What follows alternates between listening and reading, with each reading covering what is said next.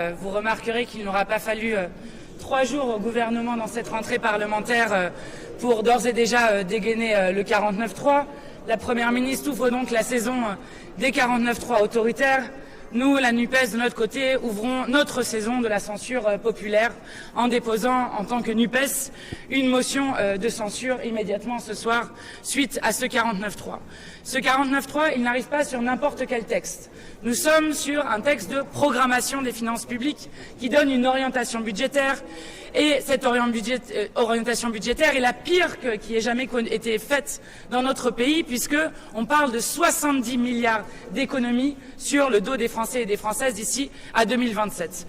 La Macronie a été bien aidée dans cette opération par le Rassemblement national, qui décidément est l'assurance vie du système, puisque le Rassemblement national s'est abstenu en commission sur les 70 milliards d'économies, avec un texte qui avait d'ores et déjà été rejeté par l'Assemblée nationale en automne 2022 et qui va donc continuer pour les Français et les Françaises une maltraitance sociale et écologique que nous ne pouvons pas accepter. Et c'est pourquoi nous irons dans les prochains jours à la censure du gouvernement. Est-ce qu'on est surpris? Pas vraiment. On a un gouvernement qui est 49.3 dépendant, totalement addict aux violences faites au Parlement. Ça a commencé il y a 1 an, ça continue et nous craignons que ça continue encore longtemps. Nous sommes dans notre bon droit à défendre les Françaises et les Français. Le gouvernement, à travers ses ministres, comme sa majorité, nous a répété de façon continue qu'il avait besoin de la confiance des marchés. Nous, on préfère la confiance des Français.